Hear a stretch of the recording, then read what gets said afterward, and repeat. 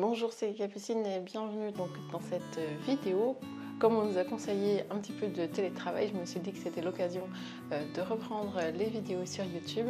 Et donc je vais vous parler de l'école à la maison, puisque à partir de lundi, on sera tous avec l'école à la maison.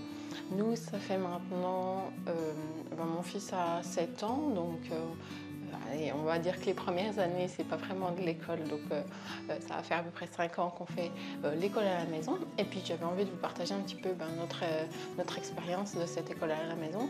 Et donc je vais sans doute faire plusieurs vidéos, mais la première c'était sur l'organisation, parce que c'est pour moi ce qui a été le plus difficile, et je pense que c'est ça le plus compliqué en fait, c'est comment organiser la vie de chacun pour que tout le monde y trouve son compte. Et c'est clair que les plus gros changements qu'on a dû faire, c'était sur nos vies professionnelles à nous, et on a dû modifier nos emplois du temps pour qu'on puisse être avec les enfants. Et donc c'est ce qui se passe là pour tout le monde à partir de lundi. Mais voilà, donc nous, comment est-ce qu'on s'est organisé pour pouvoir faire l'école à la maison à nos enfants? Eh bien, donc moi j'étais déjà ostéopathe, donc simplement j'ai condensé mes rendez-vous sur 3 jours. Et puis mon mari est aussi indépendant, et donc il a aussi condensé son travail sur 3 jours, donc ce qui nous faisait un travail sur 6 jours, et puis on gardait le dimanche pour nous. Ce qui s'est passé souvent, c'est que tous les 6 mois à peu près, on faisait des adaptations, parce qu'on s'est rendu compte qu'il y avait des choses qui n'allaient pas, ou ça faisait trop de tension, dans le sens où on était un peu tout le temps en train de travailler, ou tout le temps avec les enfants, et du coup c'était assez fatigant, parce que moi quand je travaillais sur 3 jours, je faisais des très grosses journées, donc je pouvais avoir 12 ou 13 patients dans la journée, donc je trouvais que c'était vraiment trop exigeant pour moi.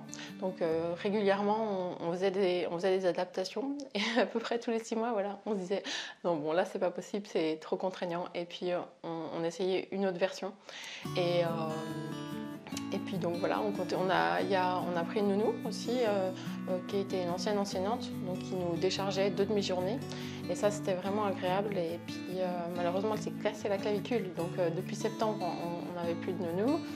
Et puis finalement, on a une amie qui nous a gardé nos enfants le mercredi. Donc ça, c'était vraiment top. Ça me permettait moi de faire des moins grosses journées en fait. Du coup, comme ça, je travaillais tout le mercredi après-midi, et puis jeudi, vendredi, et certains samedis matin.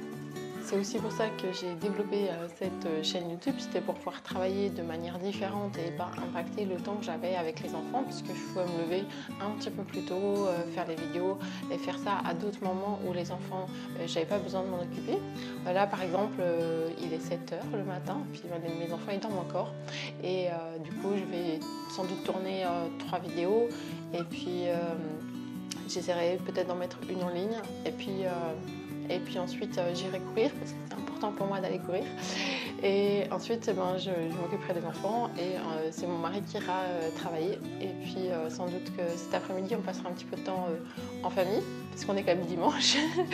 et puis voilà, sans doute que Sylvain ira retravailler un petit peu aussi en fin d'après-midi. Donc ça c'est des organisations qu'on fait comme ça. Et c'est vrai que forcément on a tendance à travailler un petit peu tous les jours quand même, mais nous c'est ce qui nous plaît, puis c'est ce qui nous convient. Donc, il y a une chose aussi que j'ai appris avec les années d'école à la maison, c'est qu'au départ on voulait tout faire tout seul, on voulait se débrouiller comme des grands, et puis on s'est rendu compte que ça ne marchait pas.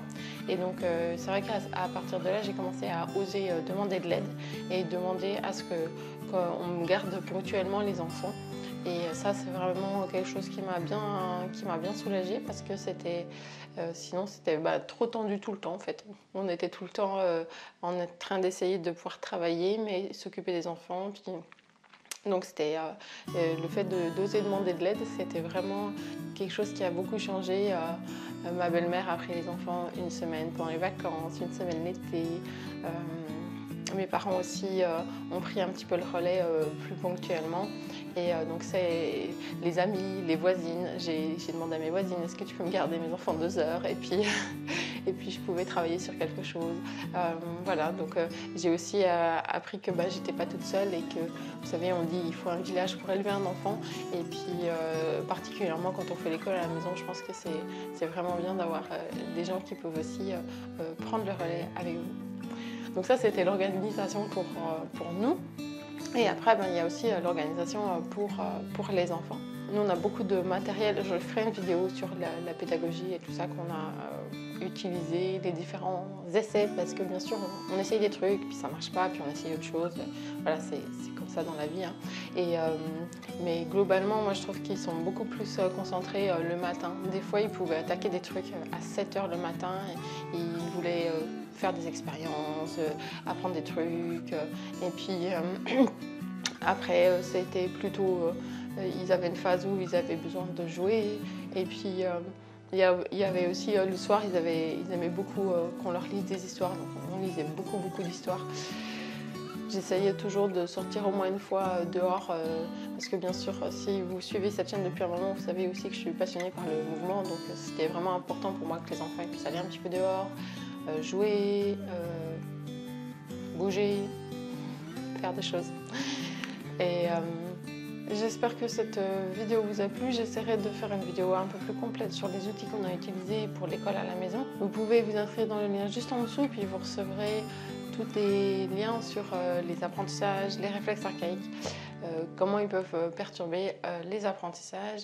Et puis, donc, je vous retrouve à très bientôt pour une prochaine vidéo.